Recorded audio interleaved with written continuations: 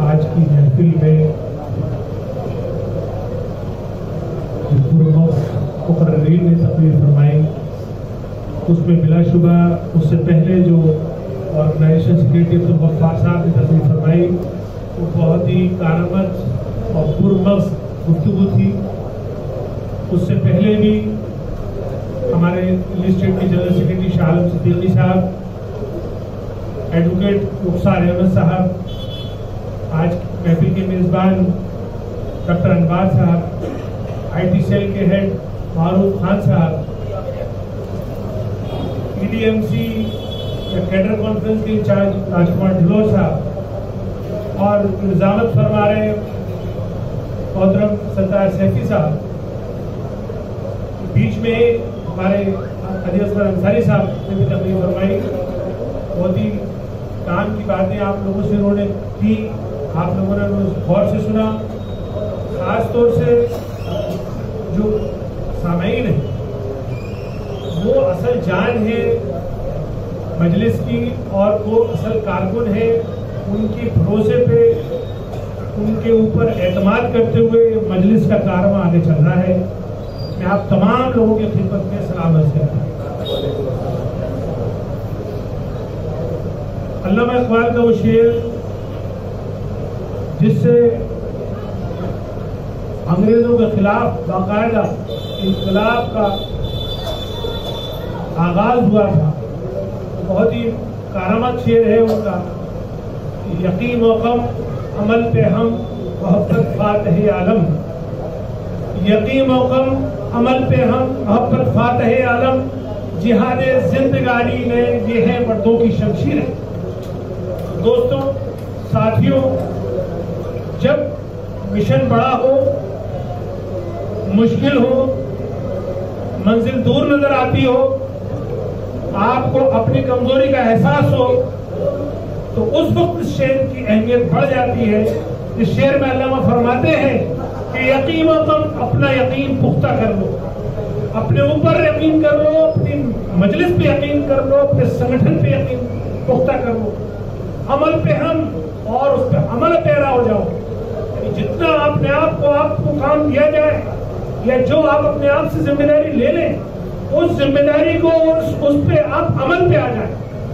मोहब्बत फातह आलम यानी मोहब्बत से ही पूरी दुनिया जीती जा सकती है। तो आपको अपने अखलाक, अपने जो लोगों के साथ जो बर्ताव है, जो मजलिस का पैगाम आप लोगों तक देना चाहते हो, उसमें आपकी मोहब्बत शीरी टपकनी चाहिए। उससे वो ऐसी बात लगनी चाहिए गैर को भी कि वो जो आपका अपना हो जाए। यानी इतनी मोहब्बत से पेश आए लोगों से आप कि वो आपको अपना मान ले। तो ये जो 3 अल्फाज हैं, यही एक्चुअली पूरी मजलिस या पूरी उम्मत मुस्लिमा की कामयाबी के 3 राज। तो यहाँ से आपको ये बात मैं अपनी शुरू करता हूँ कि इन 3 अल्फाज पे अगर आप गौर करेंगे और अपने ऊपर यकीन रखेंगे, आपस में मोहब्बत से पेश आएंगे और जो काम दे दिया जाए, आपको जो ड्यूटी दे दी जाए, उसको आप बखूबी अंजाम देंगे, ईमानदारी से अंजाम देंगे, तो कोई मतलब नहीं है कि कामयाबी आपके कदम न छूटे, कोई ताकत नहीं है जो आपको कामयाबी से रोके। आप यकीन बनाइए कि जब मैंने इसकी सदारत संभाली मजलिस की, उससे पहले मैं ये सोच रहा था कि आखिर ये कारवां कैसे आगे बढ़े, इसमें आखिर कौन कौन सी मुझे तरकीब अपनानी पड़ेगी कि मैं आखिर इस कारवां को यहाँ तक लेकर आऊंगा जो मैं आज अपने इतने बड़े कारकुनान के साथ मैं उनसे मुखातिब हूँ। पहली बात तो ये कि अल्लाह की मदद आई, क्योंकि मेरी नीयत थी। ये मेरा अल्लाह जानता है कि मैंने जब इस पार्टी को ज्वाइन किया, सदारत की जिम्मेदारी ली, तो कतई मेरे दिमाग में ये नहीं था कि मैं MLA बन जाऊंगा या काउंसलर बन जाऊंगा या अध्यक्ष बन जाऊंगा या MP बन जाऊंगा। मेरे दिमाग में वही बात थी जो आप सब लोगों के दिमाग में है कि आखिर इसको कोई तो आएगा जो इस उम्मत के हाल को तब्दील करेगा, कोई किसी को तो कुर्बानी देनी होगी। कोई तो रिस्क लेगा, किसी को तो अपने आराम से, अपनी ऐशो आराम से बाहर निकलना होगा। क्योंकि मैं इस मौजू पे लिखता रहा था, अखबारात में लिखा मैंने, अलग अलग महफिलों में इस बात पे मैंने गुफ्तगू की, बड़े बड़े रहनुमाओं से मैंने ये बात की कि भाई आप लोग ये काम करिए, आप लोग आइए निकल के। लेकिन जब तक आप खुद अपने मसाइल को नहीं हल करेंगे या हल करने की कोशिश करेंगे, तब तक आपके मसाइल कोई हल करने वाला नहीं। क्योंकि मैं कांग्रेस के भी बहुत आला ओहदों में जो बैठे हुए नेता है, मैं उनके साथ काम करता था। मैं अहमद पटेल के साथ, अंबिका सोनी के साथ मैंने काम किया था। फिर उसके बाद मैंने आम आदमी पार्टी के भी अरविंद केजरीवाल को बहुत नजदीक से देखा था, और मैंने इनको मुख्यमंत्री और प्रधानमंत्री और कैबिनेट मंत्री बनते हुए देखा था, और मैंने इनको ये भी देखा था कि किस तरह से आपके मसाइल इनकी प्रायोरिटी नहीं है। लेकिन जितनी आप शिकायत उनसे करना चाहे कर सकते हैं, लेकिन उससे ज्यादा शिकायत आपको अपनों से करनी पड़ेगी, क्योंकि आपके अपने भी इस लायक नहीं है, ना उनकी कोई जुस्तजू है कि वो आपके मसाइल पे गुफ्तगू करें या गौर। सवाल ये है कि मैं माइक पकड़ के किसी को गाली दे सकता हूं और आप ताली भी बजा सकते हैं, लेकिन ये कोई मसले का हल नहीं है। हल है कि हमें अपने पहले बीमारियां तलाशनी है, पहले हमें अपनी डायग्नोज करके अपनी जिस्म की बीमारियां तलाशनी है, और उसके बाद उनका हल ढूंढना है कि आखिर उनका हल होगा कैसे, वो किस तरह से बीमारियां दूर होंगी। जाहिर है कि अगर 100 बीमारियां हैं तो पहले एक बीमारी दूर होगी, फिर 2 होगी, फिर 3 होगी, और इसके तो चांसेस हैं कि एक बीमारी का आप इलाज करें तो 10 बीमारियां ठीक हो जाएं। इसके तो खूब चांसेस हैं कि जब 10 बीमारियों का आप इलाज कर रहे हैं तो आप बीमारियां बिल्कुल ही खत्म हो जाएं।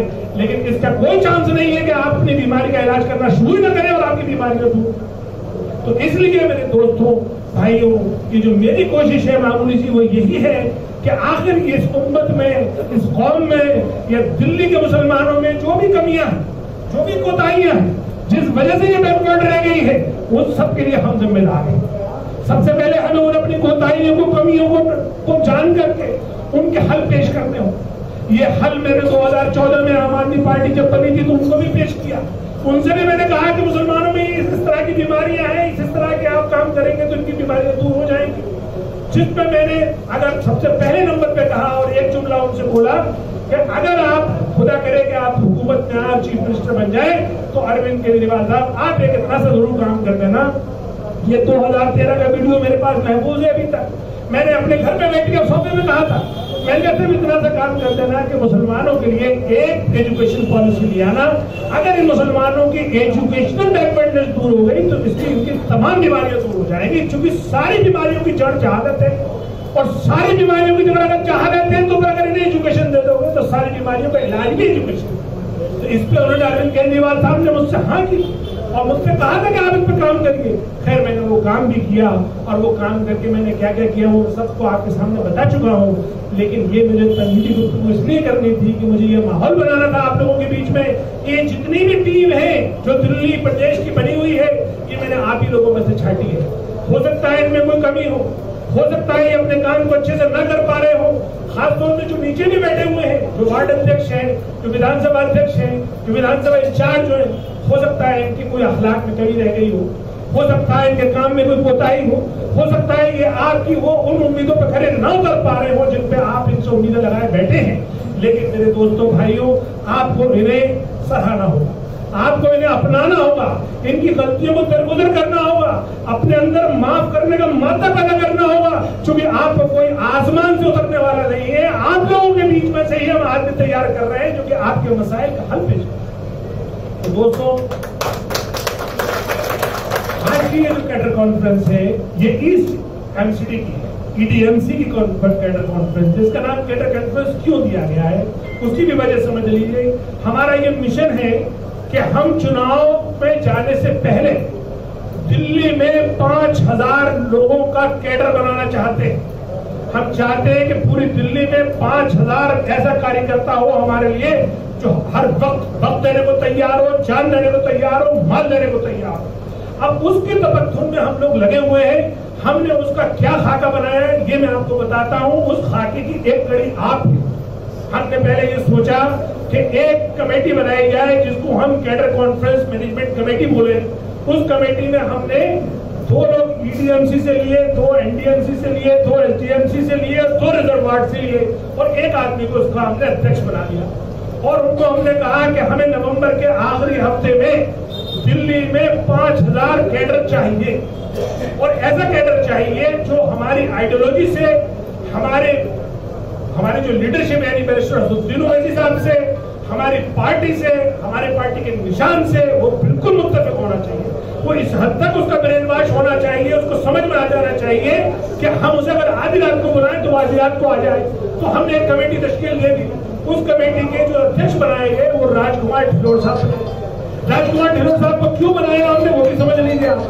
उनकी वजह ये थी कि राजकुमार ढिल्लोर साहब 31 अगस्त से पहले दिल्ली के जो 51 अस्पताल है सरकारी, उनकी जो ग्रुप CND की जो यूनियन है, आप 30 साल तक उन सारी यूनियन के प्रधान रहे, तो आपको तजुर्बा है, आपने वो काम करा है, लोगों को जोड़ा है और देखा है किस तरह से संगठन चलाए जाते हैं, तो इसलिए हमने आपको जिम्मेदारी दी। दूसरी बात, हम एक और मैसेज देना चाहते हैं दिल्ली में कि जिस तरह से बैरिस्टर असदुद्दीन ओवैसी साहब की मकबूलियत मुसलमानों में है, उसी तरह से उनकी मकबूलियत दलित में भी है। तो हम दलित भाइयों को भी अपने साथ जोड़ना चाहते हैं। हमारा ये मकसद है, वैसे तो हम सारे भारतवासियों के लिए काम करेंगे, हर गरीब, पिछड़ा, दबा कुचला वर्ग हमारा साथी है, हम उसके साथी हैं, लेकिन हर पार्टी का कोई बेस वोट होता है, कहीं से तो वो पार्टी उठती है। तो मैं ये समझता हूँ कि दिल्ली की जो मजलिस है उसका जो बेस वोट है, ये 2 ही वोट है, मुस्लिम और दलित। तो इसलिए हमारे पास एक बेहतरीन साफ सुथरा दलित चेहरा मौजूद है। आप वाल्मीकि समुदाय से आते हैं। दूसरा दलित चेहरा हमारे पास राजीव रियाज साहब है, वो भी एक बहुत ही नामी गिरामी दलित चेहरा है। आपने अगर देखा हो फेसबुक पे, परसों हमने एक कॉन्फ्रेंस करी थी, उसमें पूरी दिल्ली के दलितों के जो बड़े दानिश्वर हैं, इंटेलेक्चुअल्स हैं, उन्होंने अटेंड की, और आज वो उनकी मीटिंग चल रही है दलितों में। जो सुल्तान सिंह साहब जो सदारत कर रहे थे, अभी उनकी मीटिंग चल रही है। तो देखिए, जब हम मीटिंग्स करते हैं, अपनी बात कहते हैं, उनकी बात सुनते हैं, तो यहीं से तो बात बनती है। यहीं से हम 1 से 2 होते हैं, 2 से 4, 4 से 8, 8 से 16 होते हैं। तो इस तरह से हमने कैडर कॉन्फ्रेंस की एक कमेटी बना दी। ये लोगों ने लगातार मीटिंग्स की, उसमें इन्होंने ये तय किया कि आखिर उस कैडर में, उस कॉन्फ्रेंस में कोई भी शख्स आएगा तो हम उसको टिकट से एंट्री देंगे, उसको हम एक पहले प्रीमियम मेंबरशिप देंगे, तब तो उसे एंट्री कराएंगे। उस मेंबरशिप के साथ उसकी एक फीस होगी, उसके साथ हम उसको एक कैप देंगे, एक पट्टा देंगे, एक झंडा देंगे, एक खाने का पीने का कुछ उसको सामान देंगे, ताकि उसको लगे कि मैं कहीं आया हूं। और वो पूरी कैडर कॉन्फ्रेंस में जो AMIN की टॉप लीडरशिप है, बैरिस्टर असदुद्दीन ओवैसी साहब, अख्तरुल ईमान साहब जो बिहार के सदर है, शौकत अली साहब जो उत्तर प्रदेश के सदर है, हमारे इम्तियाज जलील साहब जो MP भी है, दिल्ली के इंचार्ज भी है और महाराष्ट्र के सदर है, इस तरह के लोग वो पूरी कैडर कॉन्फ्रेंस में गुफ्तगू करेंगे और कम से कम 3-4 घंटे का प्रोग्राम होगा। तो उस प्रोग्राम को करने के लिए फिर हमने ये सोचा कि भाई ठीक है, अब हमारे सब चीजें फाइनल हो गई, अब हम अलग अलग इलाकों में जाके उस कैडर कॉन्फ्रेंस को तैयार करने के लिए हर इलाके में एक छोटी कैडर कॉन्फ्रेंस करते हैं। तो आज आपके इलाके में ये पहली EDMC की कैडर कॉन्फ्रेंस, यानी यहाँ जो आपको जिम्मेदारी मिलने वाली है वो ये है कि हमने 500 कैडर बना लिया है। अल्हम्दुलिल्लाह आज हमारे पास दिल्ली में 500 कैडर, 3 सिटी मिला के और एक रिजर्व वार्ड मिला के हमने 4 हिस्सों में दिल्ली को बांटा है। इसमें टोटल मिला के हमारे पास 500 कैडर है। 500 में जाहिर बात है 250 लोग यहाँ बैठे हुए हैं, बाकी और अलग अलग MCDs में है। हमने वहां के लोगों को यहाँ नहीं बुलाया है, आपने नोट भी करा होगा, सब EDMC के लोग हैं। अब आप लोगों को जो जिम्मेदारी दी जानी है वो ये दी जानी है कि आप हर शख्स, मेरे लिए जो भी बहुत ही काबिल एहतराम है, मैं आप लोगों पे भरोसे पे ही ये सारे वादे कर रहा हूँ ऊपर, और आप लोगों के भरोसे से ही दिल्ली हम जीतेंगे इंशाअल्लाह। आप लोग जब कोशिश करेंगे तो हम देखेंगे कि हालात कितनी तेजी से तब्दील होते हैं। सर 1 मिनट में रोक दीजिए, मैं डिस्टर्ब है, माफ कीजिएगा, बहुत काम की बात है, चूंकि मैं इसलिए आपसे माजरत चाहता हूँ। 10 मिनट के लिए टेलीफोन आया तो रुक जाए। तो मैं ये अर्ज कर रहा था कि आप हर शख्स को मैं एक जिम्मेदारी लेके जा रहा हूँ। वो जिम्मेदारी ये है कि हर शख्स अपने हिस्से के 10 कैडर बनाए। क्या आप लोग तैयार हैं इसके? हाथ उठा के मुझसे वादा हर शख्स को अपने हिस्से के 10 कैडर बनाने हैं। 10 में भी आपको 5 लेडीज बनानी है, 5 जेंट्स बनाने, और हम आपको एक एक आदमी जो हमारे पास लिस्टेड है, जैसे आज हमारे पास आप लोगों के नाम आ गए हैं, हम हर उन शख्स को 10 कूपन दे देंगे। वो 10 में से 5 लेडीज को देंगे और 5 वो जेंट्स को देंगे। उसकी कीमत होगी वो कीमत इतनी हो सकती है कि वो थोड़ी सी आपको नागवार भी लगे, वो 100, 200, 500 रुपए भी हो सकते हैं, लेकिन वो हम जानबूझ के रख रहे हैं उसकी कीमत, क्योंकि जब तक आपका माल नहीं लगेगा तब तक भी वो मजा नहीं आएगा। उस आंदोलन में जान नहीं आती जब तक आपका जान के साथ माल न लगे। इसलिए हमने जानबूझ के रखा उसको कि कोई एक सेठ उसको स्पॉन्सर न करे, कोई कलीमुल हफीज आके उसको ये ना कहे कि मैंने पूरी क्वार्टर कॉन्फ्रेंस कराई है, मैं वहां खड़े होकर ये कहूं कि ये हर एक कैडर का, हर एक शख्स का इसमें खून पसीना और पैसा लगा। इसलिए तो आप लोगों में से थोड़ा सा गिरा गुजरेगा, लेकिन दोस्तों भाइयों, अगर आप अपने हालात तब्दील करना चाहते हो, आप चाहते हो कि आपके हालात जो बिल्कुल जमीन से लग गए बदले जाएं, तो रास्ता सिर्फ यही है, इत्तिहादी रास्ता है। जमहूरी मुल्क में पॉलिटिकल यूनिफिकेशन ही एक रास्ता है। जब तक आप सियासी तौर पर मुत्तहद नहीं होंगे, आप कहीं पे भी असरअंदाज नहीं होंगे। आप सामाजिक तौर पे कुछ काम कर सकते हो, मजहबी तौर पे अपनी मस्जिदों को, अपने मजहबी मामलात को सुधार सकते हो, या और आप रिफाई काम कर सकते हो, भलाई काम कर सकते हो, लेकिन वो बहुत छोटे छोटे होंगे। अगर आप उम्मत मुस्लिमा का पूरा हाल बदलना चाहते हो, आप चाहते हो कि आपकी नस्लों का वजूद बाकी रहे, आप चाहते हो कि आपके मसाइल उसी तरह से हल हो जिस तरह से और गैरों के हल होते हैं, तो आपको सियासी तौर पर मुत्तहद होना ही होगा। अपनी जान का, माल का, वक्त का कुर्बानी देनी ही होगी। ये मत समझिए कि इस पर मैं आप पे एहसान कर रहा हूँ या आप मुझ पे एहसान कर रहे हैं, ये इस वक्त की अशद जरूरत है। और जैसे आपने अभी गफ्फार साहब को सुना कि अल्लाह ताला कुरान में फरमाता है कि आपका क्या मकाम और क्या मर्तबा बनाकर उसने यहाँ पे भेजा है, आप किसके उम्मती हो, कौन से नबी के उम्मती हो, उस नबी ने आपके लिए क्या पैगाम दिए हैं, उन पे आपको गौर करने का वक्त आ गया है। और इसी के साथ साथ मैं ये बात जरूर कहता चलूंगा कि मेरे बैरिस्टर असदुद्दीन ओवैसी साहब हर महफिल में ये बात दोहराते हैं कि डरने और घबराने की जरूरत नहीं, किसी तरह से अपने आप को कमजोर समझने की जरूरत नहीं है, क्योंकि डरना, कमजोरी या मुहद से भाग जाना ये हमारे इस्लाम में हराम है। इसको इस्लाम ने पसंद नहीं फरमाया। इसमें बड़े गुनाहों में इसको रखा गया है कि आप मुहद से या मुश्किलों से घबरा के भाग जाओ। यानी जिस तरह से लोग खुदकुशी कर लेते हैं, खुदकुशी हराम क्यों है? खुदकुशी इसलिए हराम है कि जो मसाइल से घबरा जाए वो मोमिन नहीं हो सकता। अगर मोमिन है तो वो मसाइल से कभी घबरा नहीं सकता। दोस्तों साथियों, मसाइल कितने भी बड़े हो, कितने भी तकलीफ दे हो, कितने भी सख्त हो, हमें उनका डट करके मुकाबला करना है, आंखों में आंखें डाल के उनका मुकाबला करना है। वो एक अलग बात है कि जोश तो यहाँ तक चाहिए, लेकिन उसके बाद जो होश चाहिए, उस होश की बात मैं आपसे पहले कर चुका कि होश के लिए आपको ये जरूरी है कि आप अपने आप को संगठित करिए। जैसे बाबा साहब ने कहा था ना कि संगठित बनो, संघर्ष करो और शिक्षित बनो। तो जाहिर बात है कि वो शिक्षा का नंबर बाद में आएगा, लेकिन आज का मौजूद है कि संगठित बनो। अब संगठित होने के लिए हमें सबको अपनी अपनी कुर्बानी का, अब ईमानदारी से अपना काम करना है। कहीं कोई भी देखिए, आप लोग जिस तरीके से गफ्फार साहब ने बताया, हमारी नॉलेज में आती है ये बातें कि आप लोगों में लोकल लेवल पे आप में काफी इख्तिलाफ है।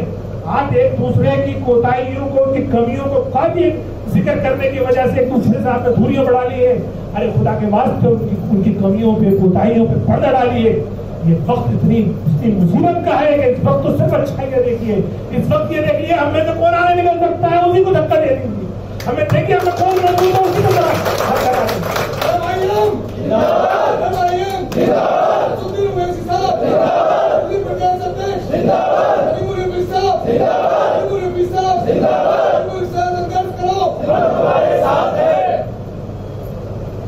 आगे का मरहला अब ये है, हमने ये फैसला किया है कि कैडर कॉन्फ्रेंस से पहले हम ये चाहते हैं जो नवंबर के आखिर में होगी या दिसंबर के फर्स्ट वीक में होगी, उससे पहले हम ये चाहते हैं कि हम अपने कैंडिडेट डिक्लेयर करें। अब हम लोग कैंडिडेट कैसे डिक्लेयर करें, उसका हमने एक जमहूरी निजाम बनाया है। देखिए, या माफ कीजिएगा, या बहुत सारे लोग ऐसे बैठे होंगे जो कैंडिडेट बनना चाहते हैं, जो चुनाव लड़ना चाहते हैं। हम उनकी ख्वाहिशात को, उनकी इच्छाओं को हम पूरा करने के लिए तैयार हैं, लेकिन अल्लाह के वास्ते मुकाबला इतना सख्त है, सामने इतने ताकतवर लोग हैं कि हमें अपने आप से पहले ईमानदार होना पड़ेगा। हमें अपने जमात में, अपने संगठन में ये देखना पड़ेगा कि जो डिजर्विंग है उसी को आगे बढ़ाया जाए। तो उसका हमने तरीका निकाला है हमने एक फॉर्म निकाला है, वो फॉर्म इंशाल्लाह कल तक आप लोगों के पास अवेलेबल हो जाएगा और 10 नवंबर तक उसकी आखिरी डेट है, यानी 1 महीना पूरा हम दे रहे हैं। जो भी आप लोगों के इलाके से चुनाव लड़ना चाहता है वो पूरा फॉर्म है, वो फॉर्म 3 पेज का है, उसे भरते में उतारिएगा नहीं। जो शख्स भी चुनाव लड़ना चाहता है वो अपनी सारी इंफॉर्मेशन दे, अगर वो सारी इंफॉर्मेशन उसमें दे देगा तो उसका इतना काम हो जाएगा कि जब वो चुनाव का नॉमिनेशन फॉर्म भरने जाएगा तो उसे कुछ भी नहीं करना पड़ेगा, क्योंकि सारी इंफॉर्मेशन वो हमें दे चुका होगा और हम चूंकि उसका सर्वे करवाएंगे और सर्वे करवा के हैदराबाद भेजेंगे और हैदराबाद की टीम आके उसके लिए फाइनल करेगी, तो बहुत सारी उसकी स्क्रूटनी हो चुकी होगी और वो आखिरी वक्त में जो परेशानी आती है उस परेशानी से बच जाएगा।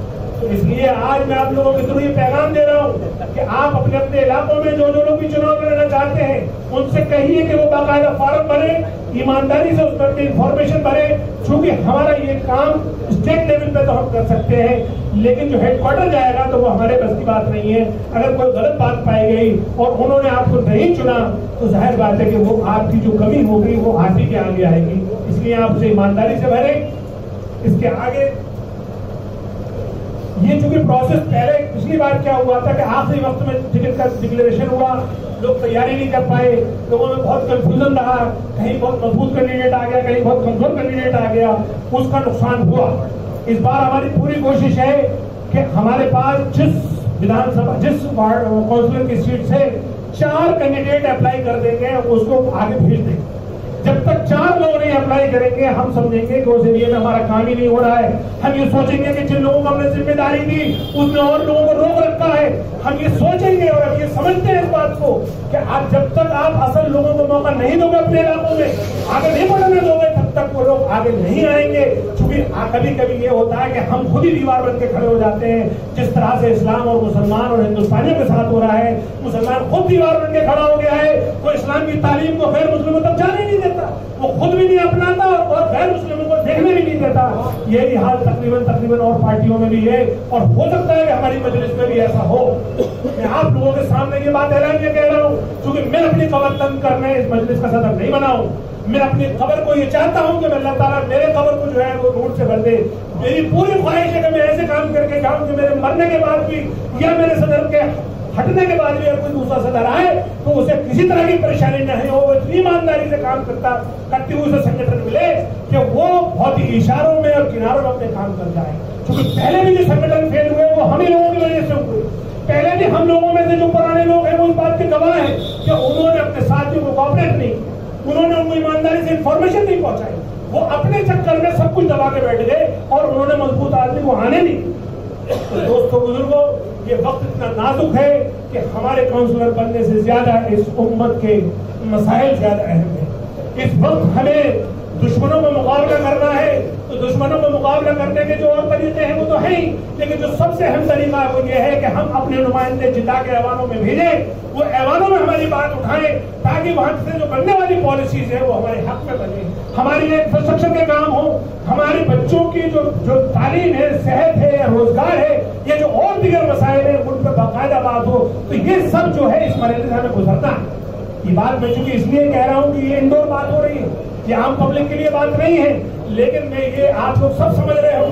जरूर आप लोगों के दिमाग में किसी के लिए भी चाहत होगी कि ये शख्स लड़े, हम भी चाहते हैं कि वो शख्स लड़े, हम भी चाहते हैं कि वो जीते, लेकिन हम ये तो नहीं चाहते कि हम एक ऐसे शख्स को आगे बढ़ा दें जो हार जाए, या ऐसे शख्स को बढ़ा दें जिसके पास कुव्वत नहीं है लड़ने।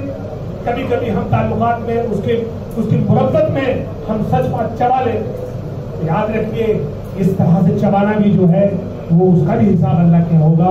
क्योंकि जिस तरह के हम महफिल में बैठे हैं, जिस मकसद से बैठे हैं और जितने शौक और ज़ौक़ से आप लोग बैठे हैं, जिस तरह से मैं आप लोगों के चेहरे पढ़ पा रहा हूँ या जिस तरह से आप लोग मेरे चेहरे को पढ़ रहे होंगे, अल्लाह गवाह है, हम वो बात कर रहे हैं जिससे उम्मत मुस्लिमा के हालात बदल जाए। हम ये चाहते हैं कि अब हालात तब्दील होने चाहिए।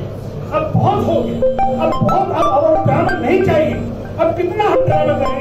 आप देखते होंगे ओवैसी साहब उत्तर प्रदेश की जगह जगह रैली में जाके एक ही बात कह रहे हैं कि मेरे दोस्तों भाइयों आने वाले, जैसे मैंने कहा कैडर कॉन्फ्रेंस में जिस दिन आप 5,000 लोग अपने आंखों से देख लेंगे, उस देखना कि आज जो आपके दिलों में हौसला है वो 10 गुना बढ़ेगा, और इसी के साथ साथ दुश्मनों में जो हौसला है वो 2 गुना कम। यही तरीका है सियासत का। यही स्टाइल से लोग फैसल करते हैं। आम आदमी पार्टी भी ऐसी आगे बढ़ी थी, आप लोग काबिल मुबारकबाद है। खासतौर में जितनी भी टीमें हमारी अलग अलग जमाओं से आई हैं, उनको जो लीड कर रहे हैं, मैं उनको मुबारकबाद पेश करता हूँ कि ये आप लोगों की कुर्बानी है जिसकी वजह से इस हॉल में ये रौनक है। कि आप लोगों का जो जद्दोजहद है, जो संघर्ष है, इसकी वजह से मेरे अल्फाजों में ये जान आ रही है। पर आप यकीन मानिए, मेरा दिली तरफ से आपको ये वादा है कि मैं आपको कभी लेट डाउन नहीं दूंगा।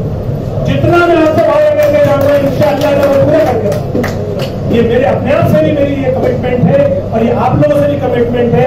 लेकिन आखिर में मैं सिर्फ इतना ही चाहूंगा कि आप लोग जब अपने घरों में जाएं, आज जो बात कही गई है, एक तो अपने दोस्तों से, अहबाबों से, रिश्तेदारों से डिस्कस करें, दूसरा अपने बुजुर्गों से डिस्कस करें, खासतौर से जो हमारे दीनी रहनुमा हैं, जो मस्जिद के अइम्मा हैं या मदारिस के जो मुदर्रिस हैं, उनसे जाके बात करें कि भाई देखिए इस वक्त की जरूरत ये है कि हमें सियासी तौर पर मुतहद होना है। दूसरे नंबर पे जो हमारा जो कैडर कॉन्फ्रेंस के लिए हमने आपसे बात की है कि एक आदमी को जो 10 के लिए बनाना है, तो 2 मिनट में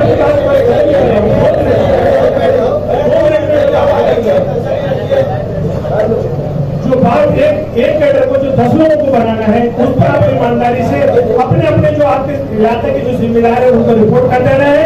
और इसी के साथ मैं ये चाहूंगा कि आप हमारे नसरुद्दीन ओवैसी साहब जो रात दिन उम्मत मुस्लिमा के लिए, हम सब के लिए, अवाम से लेके और रैलियों तक में लड़ रहे हैं, उनके लिए दुआ करें। और आप हम लोगों के लिए भी दुआ करें कि अल्लाह ताला हमें नेक नियत के साथ और साबित कदमी के साथ अल्लाह ताला इस मिशन में कामयाब करे। अल्हम्दुलिल्लाह रब्बिल आलमीन। माफी चाहता हूँ, मैंने आपको बहुत